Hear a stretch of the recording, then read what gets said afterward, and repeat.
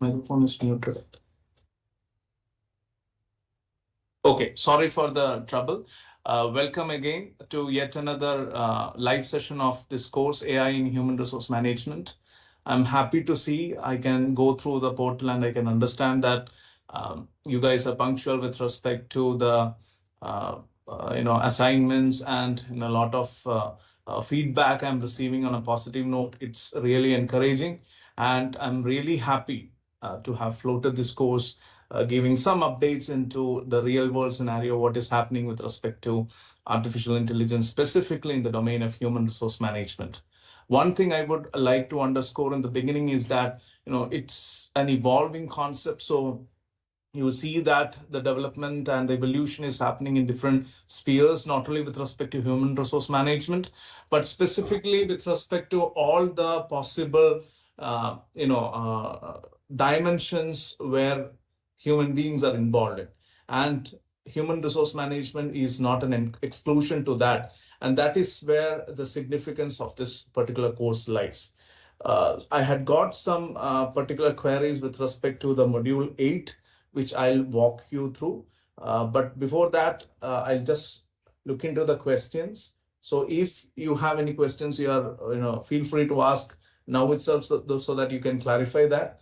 But I would certainly appreciate the effort you have put forward. Many questions have come with respect to the assignment part, that you missed out on the assignment and what to do now, whether it will get affected, especially with respect to your final grading and all. See, please be aware that it's a continuous assessment. That said, there are certain weightage that is definitely given to the assignment part, but having lost one or two does not make a big difference. You still have a lot of things to catch up, and you can definitely score good marks and come out in a great fashion, especially after the completion of the course. So please do not worry yourself like when maybe if you have missed one or two assignments. So that's a word of assurance I would like to give in the beginning itself.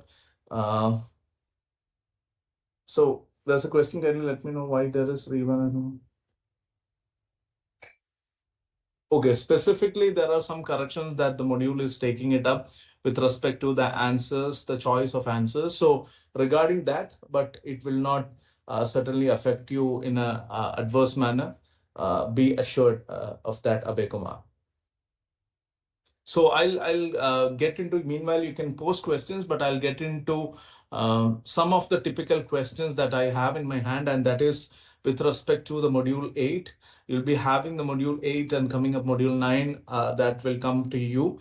And very soon you will also understand that we have done some specific modules, especially the last module, some specific lectures with respect to AI tools only, so that you get a clear first-hand understanding of what are the different AI tools that are typically used in the domain of human resource management, and what are the essential aspects that are covered by these tools. Again, that will look into all the functions of these particular tools specifically with respect to the domain.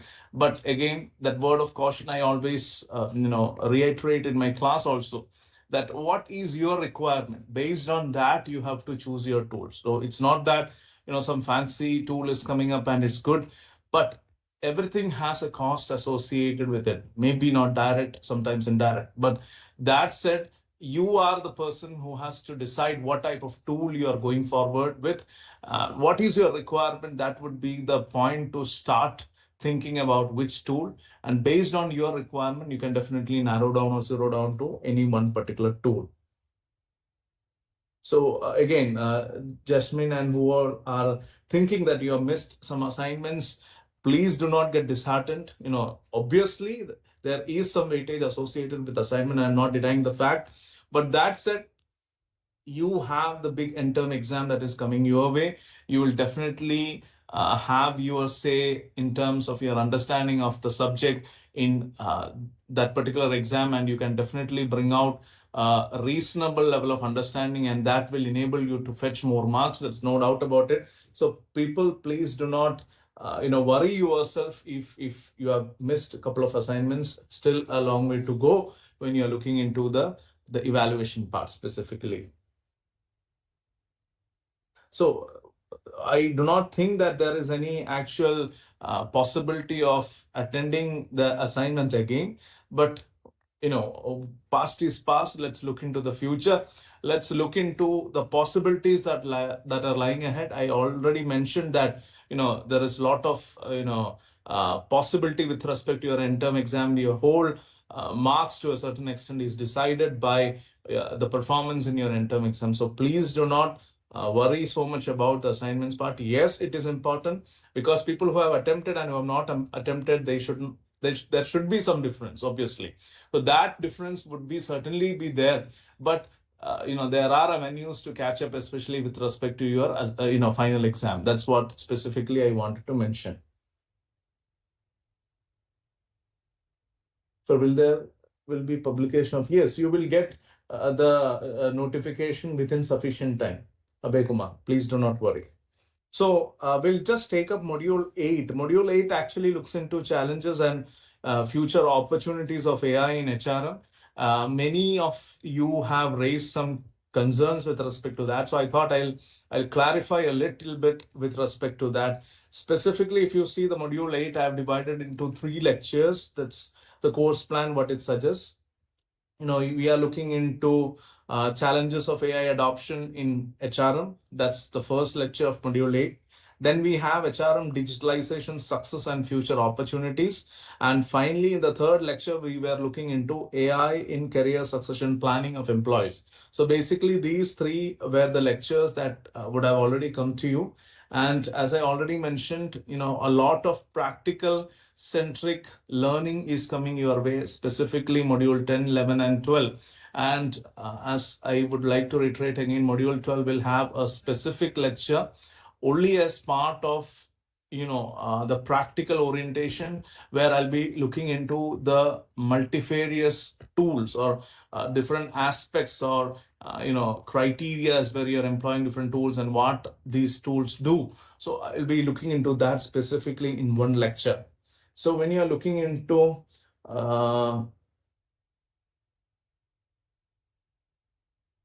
so you have to, there's a question that you missed the attempt. You missed, I think, 2 assignments. That's what Kasturi you want to say.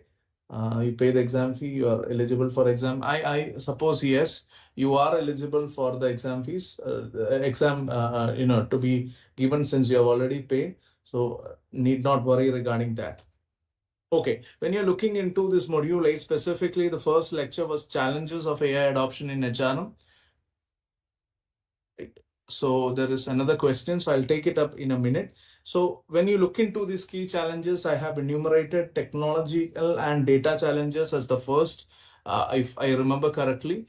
Then there are some critical aspects of legacy systems, outdated systems that typically lack integration abilities or capabilities. You have to think about the future.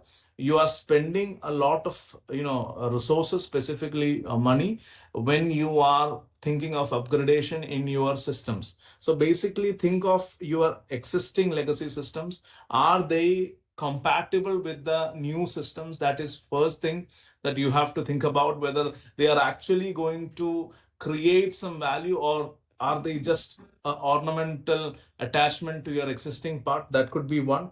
Then the data quality and the availability of data, that also could be one of a significant aspect, because many a time we see that there are incomplete, inconsistent or poorly stored data that is being trained. Data security and privacy also is a concern, because you look into your network, there could be breaches with respect to that. And obviously one of the issue, I think, which I have discussed is scalability issue. You look into AI as a solution to the problems across larger organization. You see that scalability happens to a problem. Many a time this is in the initial stage. It would be pretty naive to actually conclude that this is the way to go about it. So that constraint is always there. Having said that, things are taking a good shape, especially with respect to the different domains of AI, especially with respect to, specifically, if you ask me, performance, management and recruitment. It has obtained a great level of efficiency because of the AI tools. There is no doubt about it.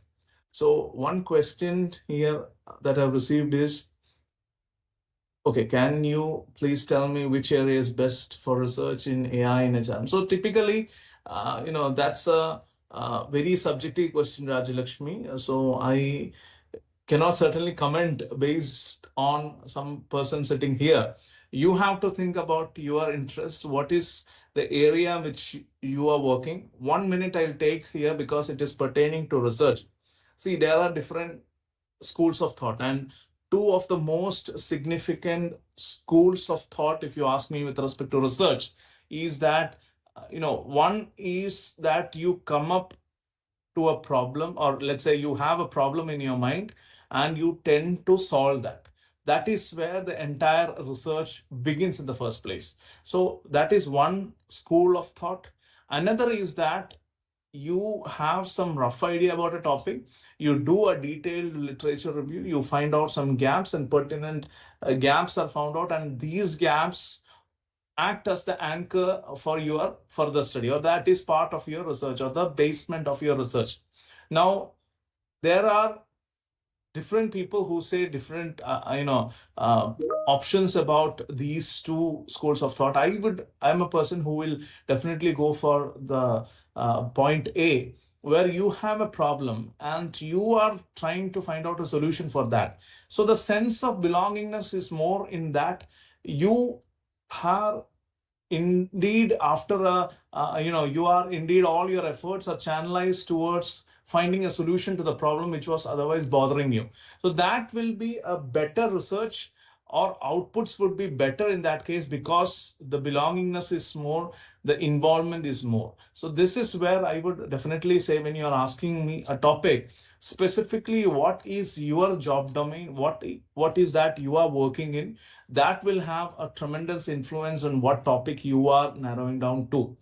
I have a couple of scholars who are working with respect to AI in human resource management, but again, it caters to, or the entire aspect is what essentially is your interest. So based on that, let's say you are more keen on working on improving some performance metrics, or you are keen on improving some mind metrics. So it again depends on what module you are going for, or what would be the topic you are looking for. So that is where it is quite subjective, and it might not have an objective answer to that.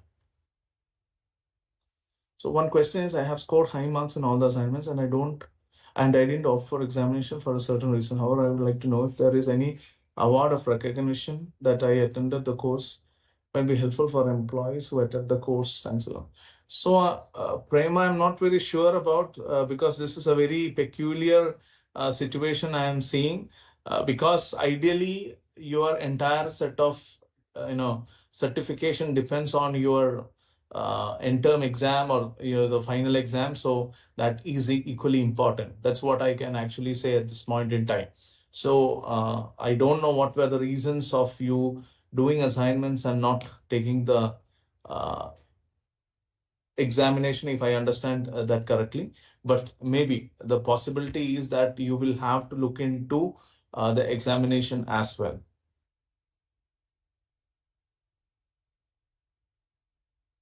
So again, there are some typical questions like Nancy Pandey side.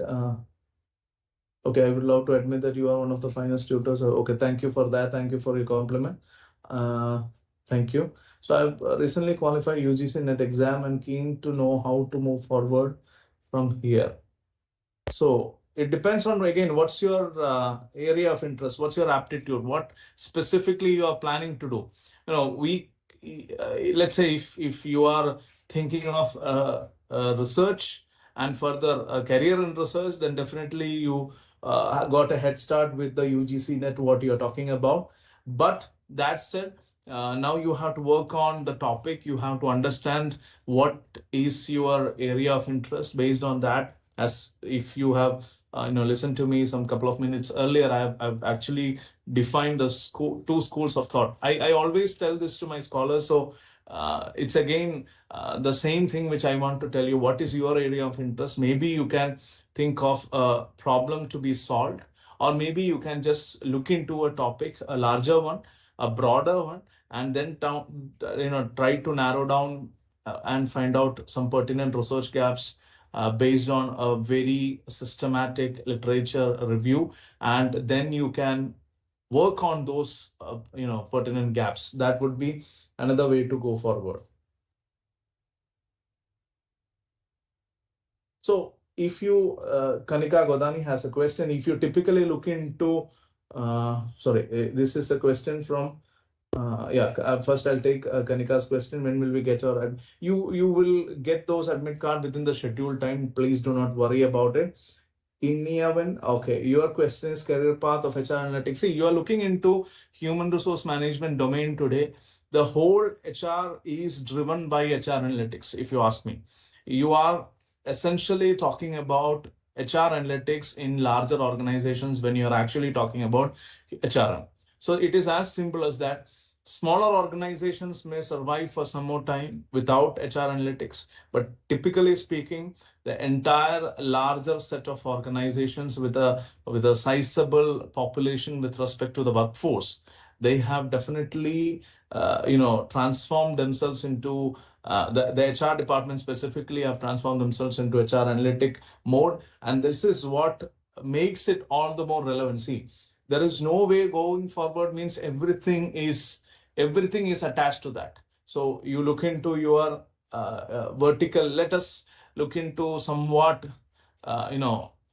unrelated, seemingly unrelated, like learning and development. There also you have seen we had a whole module where we discussed on how AI is actually triggering the show there. So AI has specifically given its input, or its presence is visible across all the domains, and so there is nothing like it won't be relevant. There's no question about that. So Prapti has a question. You have discussed many applications, how to teach this in class practically. So again, that depends on your requirement per se, because wherever, let's say, on a practical sense, I'm called for a session or some FTPs or something. I look into those tools which are available, or which can be taught with respect to a reasonable trial version, because many of the trial versions do not have the full functionality. So it depends on whether you are acting as a tutor there. You do want to showcase all the different parameters and options that are available with respect to the particular software or the application, or is it with respect to your organization you are trying to procure one? Then you have to definitely map it with your existing requirement. What exactly is the requirement? Based on that, you have to map, and that will give you a realistic assessment of what is required and which particular tool to go forward with.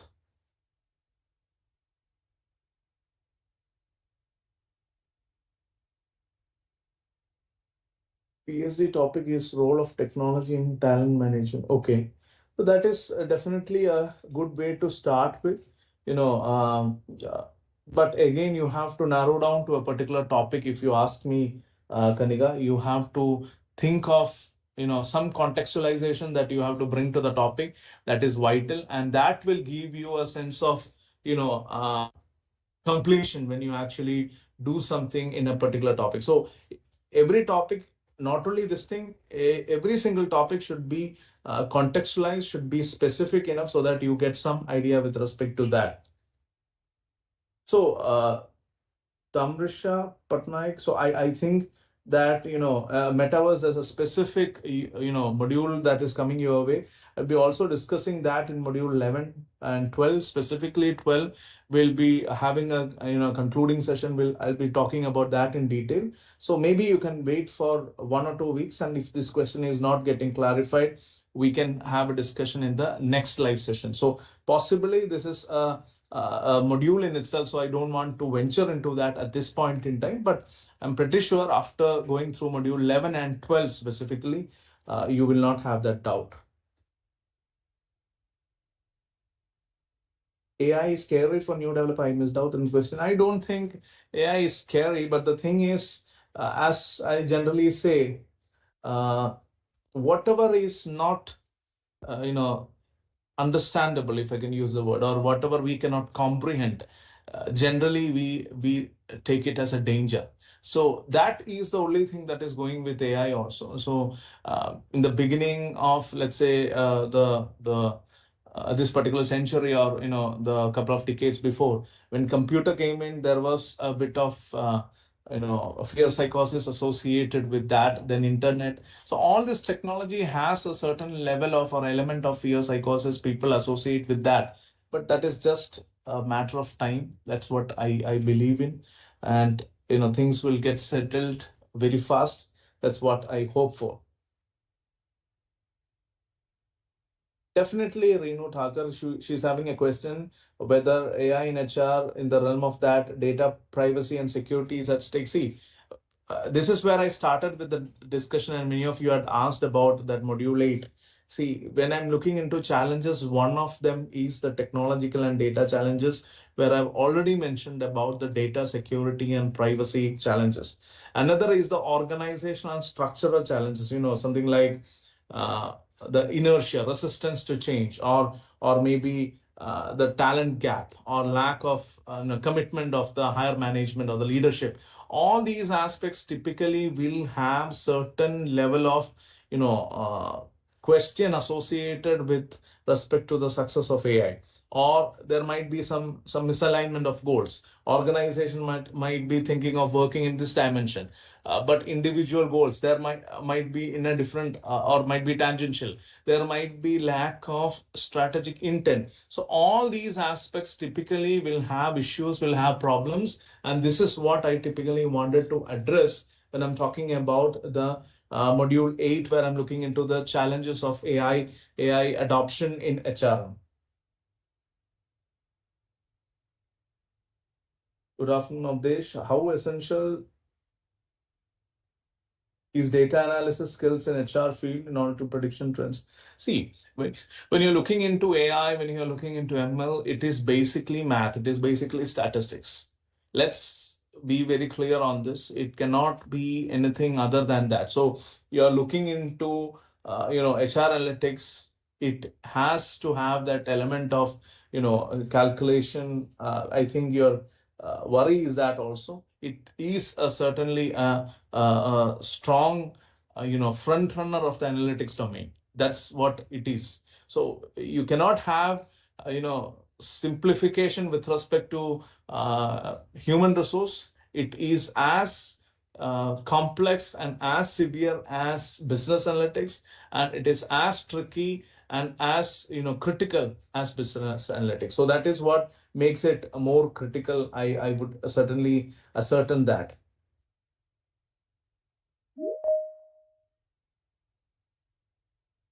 So we'll go forward with our discussion. I also like to point out on the ethical and workforce concerns. Specifically, we look into ethical workforce concerns. There is bias in AI algorithms. Specifically, we have, I think somebody has raised a hand. I'll come to that. Transparency and explainability as a big factor. Many of AI systems sometimes act as black box, which is not the right thing to know. So there could be a certain concern with respect to whether this is going to affect my job. So all these aspects are typical, but it has been there, or it has been associated with all the budding technologies. So I'll take the question. I think Amit Kumar, you have raised your hand. Do you have a question? Yes, sir. Good afternoon. Good afternoon.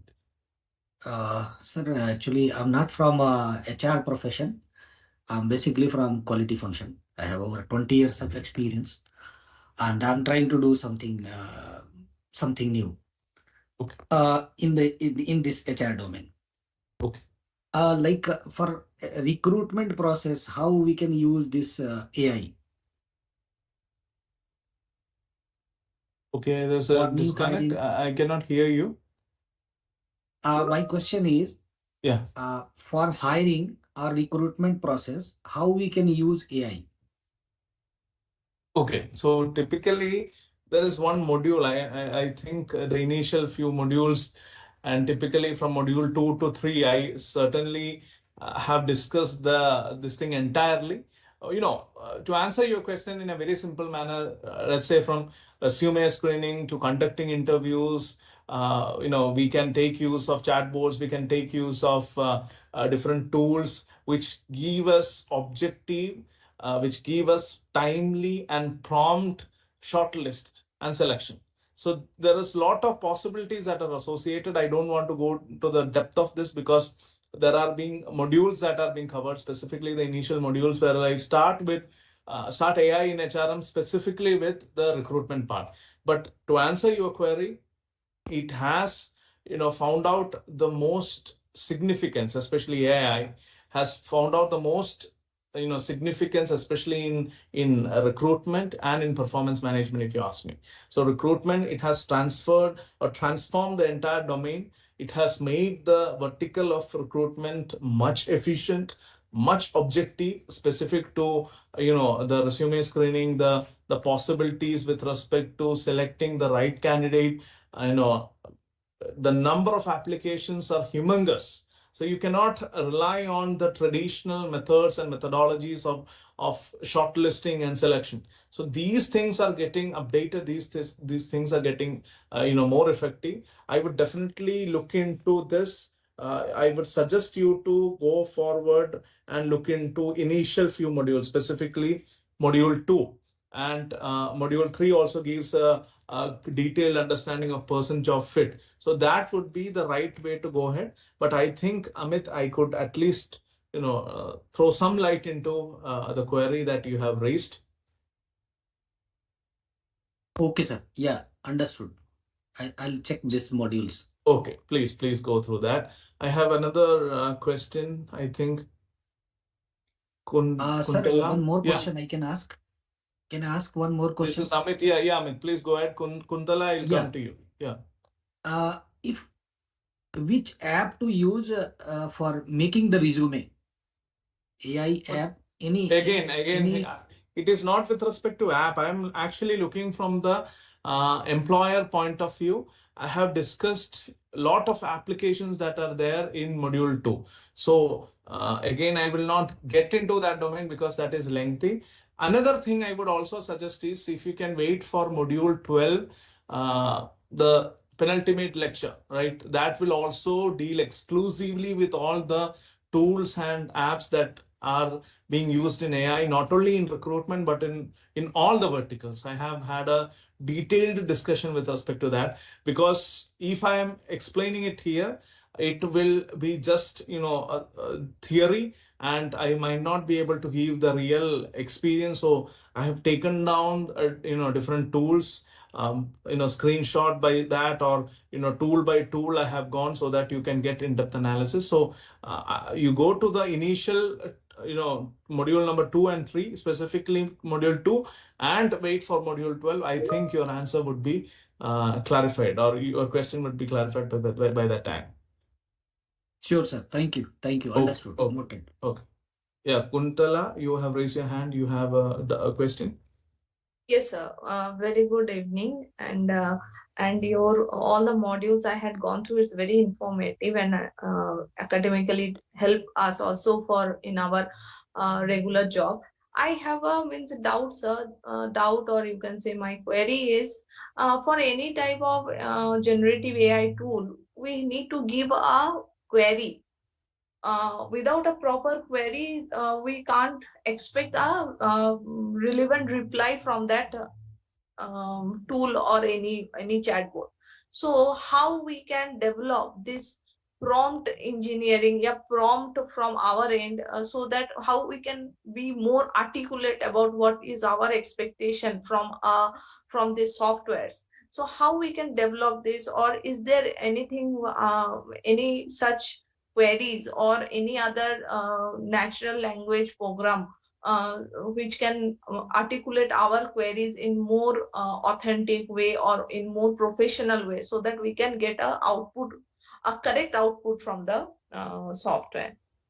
Correct. So, what I understand at this point in time, things are developing.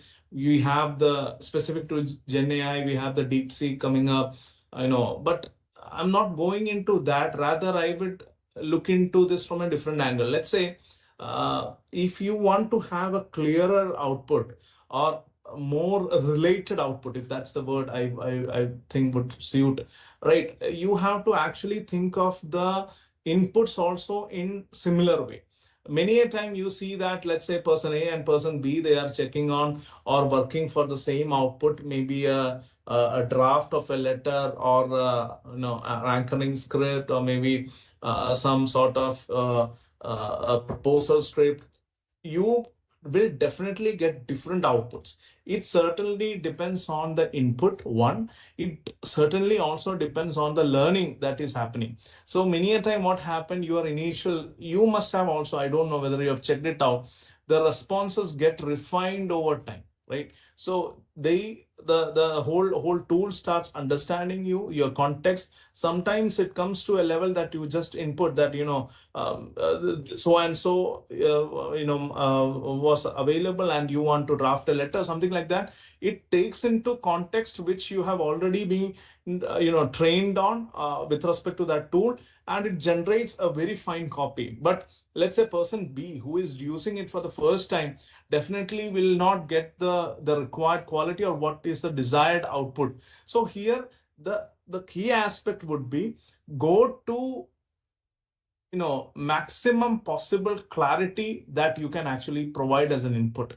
This is what I think has certainly made the evolution strong and more robust, because you'll see that more details. Sometimes you feel that, okay, this much details are not required, but more the details, more would be the refined outcome. So specifically, if you ask me, models are being developed, things are being evolved, but I am not in a position to actually tell there is some particular course or something that is related to the input design or something. But on a very practical front, I can tell you, if you are in a position to give maximum clarity as an input, then definitely you are going to get a much superior output, I would say. So this is the way to go ahead, Kuntala. This is what I think.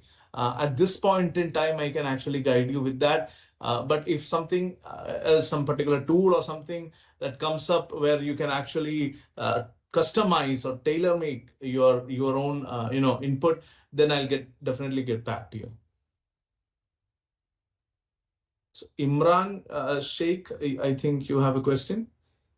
So can I add to the previous point, if you allow? Yes, please. Yes. Okay. So I have a little bit of experience. I've done one workshop on AI in education. That was for school teachers. So teaching diploma, and the curriculum I know, and we were using that. So I did 2-3 workshops for schools. Now, what I have understood for end user training, I'm talking about. I'm not getting into the complete technicality, but it was more on prompt. So the AI is now much more evolved. So even if I'm a new user, I just need to know my own industry. So for example, if I'm a data analyst, I can upload my entire Excel data and ask my AI to analyze the data. But while analyzing, I can also say use Python to analyze, or give such kind of instructions. The output is also similar. It will use Python and it will give you the same output what you would have got for using Python. So that is the beauty of this. So yes, some amount of keywords will help, context helps, but you should know your own industry. So if I am in HR industry, I know ATS, I know profiling, so I can write more inputs of my own profile. So there was a user case scenario wherein profiles were not getting picked up in an organization.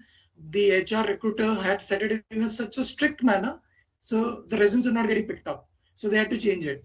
So again, so it's about what inputs we are giving does matters. But if you know your industry well, you know the keywords well, you put the exact keywords, more description, more define things for the AI, they give you a much more better output. This is what I have learned in the short. Correct, absolutely. When So when you, you're sir. looking into the clarity part, you know what is the prompt or what is the question to be given. And if you can include the maximum possible amount of information, that would definitely serve you better. So that's the whole point I think Imran was also trying to make here. I have also got a question with respect Yes, to thank you. not submitted some assignment on time due to, okay, so whatever be your concern with respect to not submitting the assignment, I will reiterate again.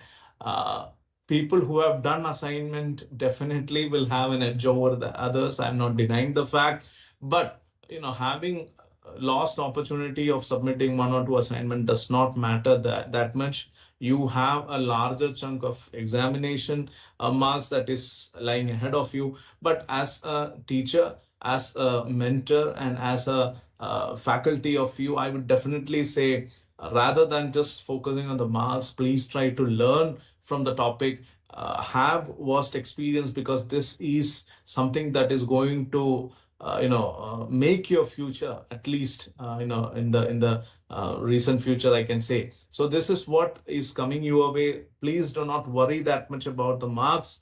You might have missed one or two. That is okay. I would not say that is perfectly okay, but that is okay. But think of the examination, work accordingly, prepare accordingly, and perform accordingly. So that would be my advice to that. And I will definitely ask all of you to try to submit the assignments before the due date. So any questions? Let me look into this. Again, Deepak is saying that I have missed 4 assignments. Yes, you will not get a chance to submit again if the dates have gone, but as I mentioned, as an alternative, you will definitely get a chance to prepare well for your end-term exam and perform well there. So in Yemen, I think I have not answered that. So there is a typical domain where we have discussed about HR analytics. That would be the best way to start with it. Then you can definitely look into possible scenarios or possible courses. I don't know what part of career you are in, but definitely you can think of taking some courses with respect to some specialization in HR analytics. There are some nice MBA programs offered in some of the IIMs that are being offered with respect to HR analytics as one of the specialization. Most of the B schools nowadays will definitely have one or the other component of HR analytics as elective, or at least as a part of the core course. So all these aspects are certainly good avenues for you to come up well prepared and well studied in the field of HR analytics. So I have a question, I think, from Prema. He has raised the hand.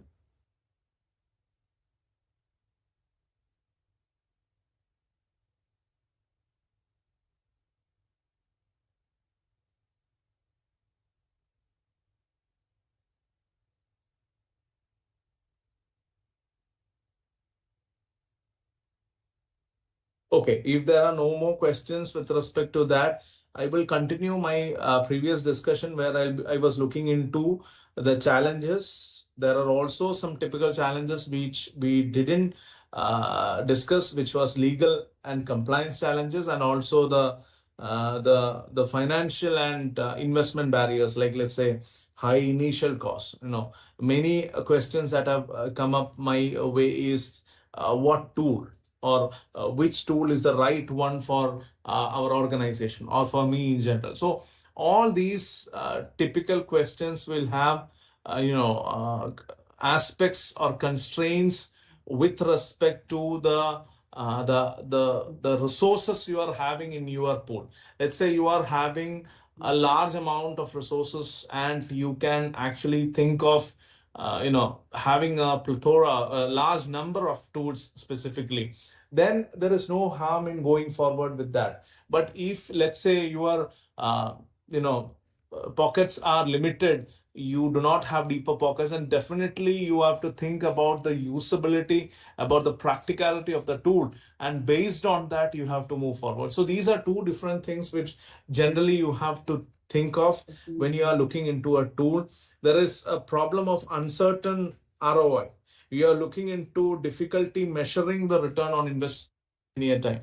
You see that there are possibilities where you cannot actually judge how much you can actually compensate with respect to the investment that is done.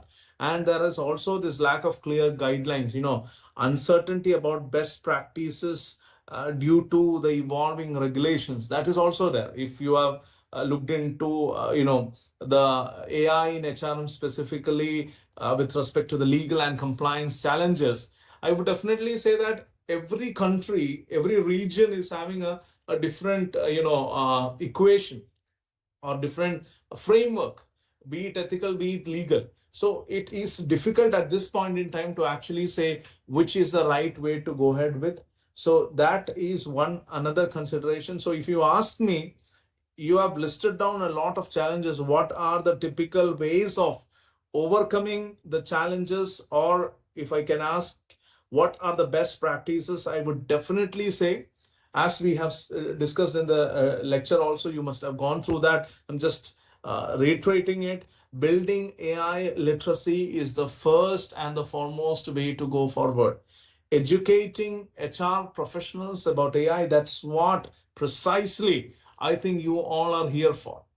You all are here to understand what is happening specifically with respect to artificial intelligence okay. I'm having a question, Liju. I'll come to that, Liju. Yes. So specific to the challenges that are being faced, that you have to mitigate by building a AI literacy, right? So another typical aspect. So before that, I'll take this question.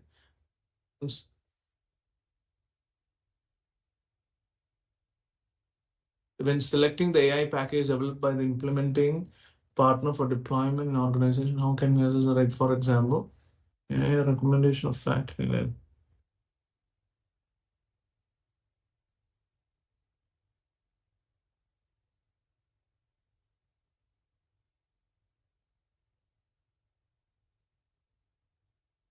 Okay, so basically, let's say after deploying AI, a recommendation of fact highlighted for an action is purposely overlooked for any reasons by the decision maker. Specifically, I feel that there is this explainability coming into picture. There could be some level of course correction that AI will tune to itself, right? So will the weightage get disturbed and impact future recommendation? To a certain extent, yes. To a certain extent, yes, because this is what typically differentiates human beings from AI, right? So I will definitely give a yes for that. There are instances, there are situations where that may happen. So I would certainly yeah, I think I don't know what response you would have received, but I would certainly, my attempt would be to say yes, that will have its own ramifications. Liju, I think, is that clear? Okay, so coming back to our discussion on overcoming the challenges, building AI literacy was the first one, what we have seen. Then you have the human AI collaboration, augmenting all the human capabilities. Specifically, if you have listened to me, I have used the word augmenting. I've not used the word, replacing. So it is what the concern is, and it can be easily rectified by that. So we are looking into that from that angle. We are seeing that human AI collaboration is the way to go ahead. There is no denying the fact there cannot be any situation where we can undermine that. That is happening, that is evolving. But that said, we have to understand that it is just an augmentation. It is just augmenting. It is not replacing. Another certain aspect would be ethical AI implementation. If you ask me, many a time I've been called to take lectures specifically with respect to ethical frameworks and all. So I would categorically mention that ensuring fairness, transparency, and accountability is a must, is a clear factor. You look into the human environment or the human element. What is more threatening is that this accountability part might be missing at times, which can be easily you know corrected if there is this AI. And this is what technology, not only AI, this is what technology has done. You look into any crude example. Let's say you look into a toll plaza, you look into any ticket arrangement.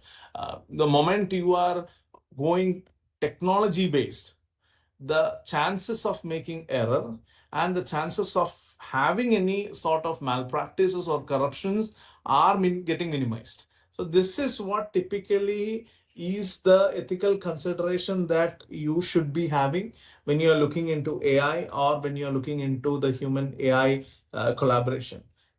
That said, when you are discussing specific to the practices, specifically the barriers, specifically, you should look into the pilot programs.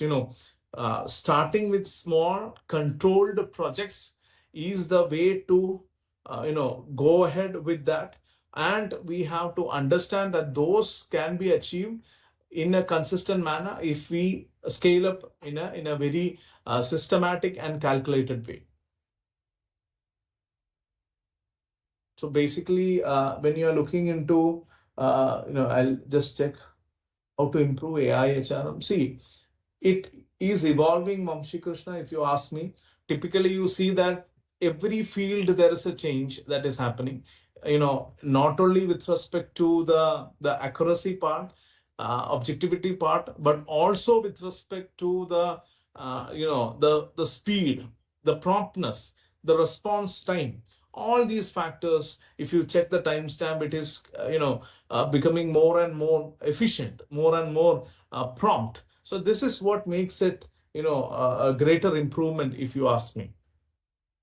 So which type of company are using all those AI powered technology? So basically, I would answer this with my module 12, second last lecture again, where we have typically discussed on some of the critical case studies, real-time case studies with respect to some organizations that have employed this AI-powered technology and how they have found success. So please wait till your last module. You will definitely get practical case studies your way, where you are looking into those organizations and what they have achieved also. I've tried to underscore that too, what they have achieved also with respect to their performance, with respect to their improvements in different verticals of human resource management. Trisha Som, I think, yeah. So any other questions?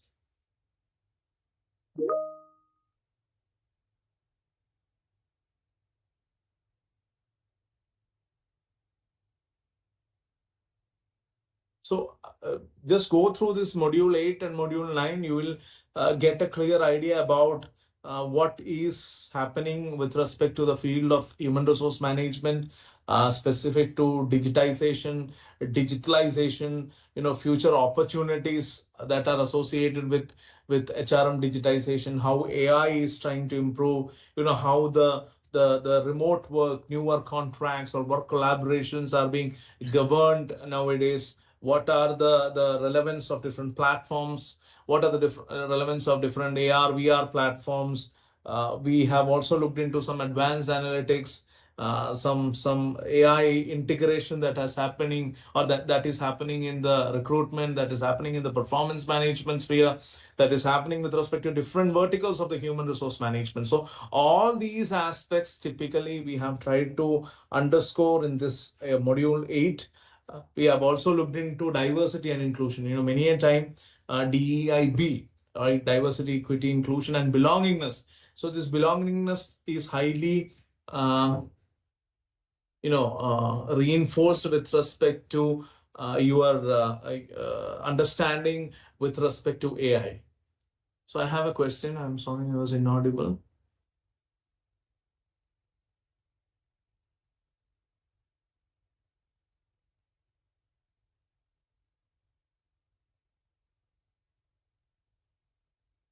Okay, Prema. So you have a question. I got your point. Typically, a lot of such platforms are definitely making use of the technology, and they are typically, reducing the recruitment time drastically. There is a clear-cut understanding on that. But that said, we also do understand that there are situations where, sometimes the human bias, sometimes the problems with respect to the human decision making, all these aspects would create a similar problem, right? So we have to have a balance when you're looking into, or when you're running behind objectivity, when you are running behind, the efficiency part. Sometimes you make mistakes specific to the biasness that is already involved in the trained data. So that should be a clear understanding that people should have when you are taking decisions. Essentially, those decisions should be backed by your conviction as well. Human beings, they are the best, resources in making decision making, because we can relate with, we can empathize, we can sympathize. These are the factors which otherwise are not readily available with any technology, even including AI. So at this point in time, definitely I would say that the decision making should essentially happen with respect to the human inclusion, or some human element should be there in making that particular decision. But for all other things, all other mundane routine activities, I would definitely say AI is the way, or one of the typical way to go forward with respect to that.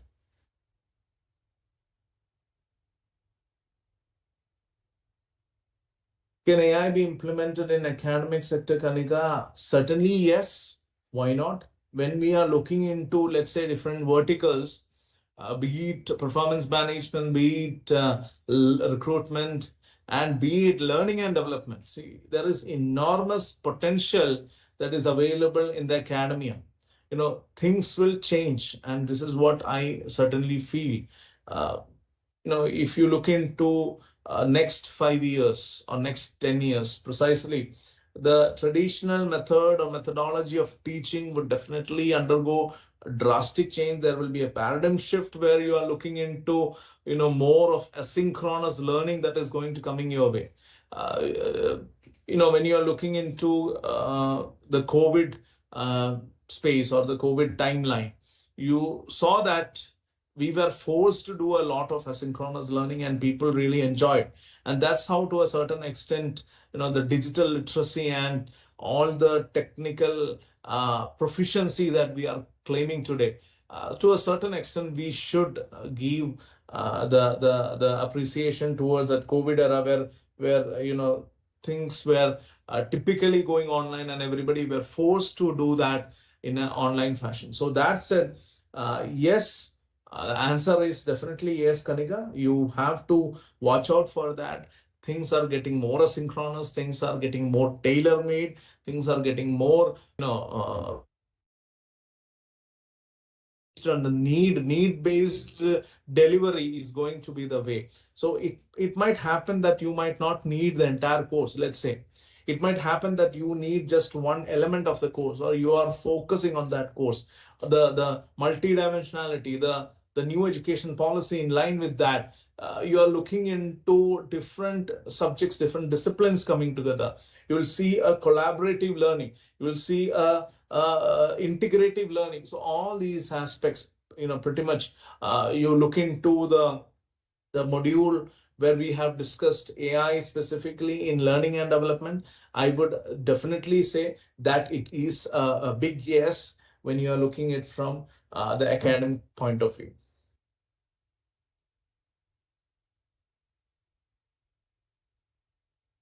So I think if there are no more questions, we can definitely conclude the second live session today.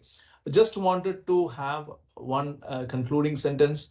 Please note that you might be going through the thick of the module, specifically module 8. Now module 9 will come. So very soon you will come to the conclusion of the course.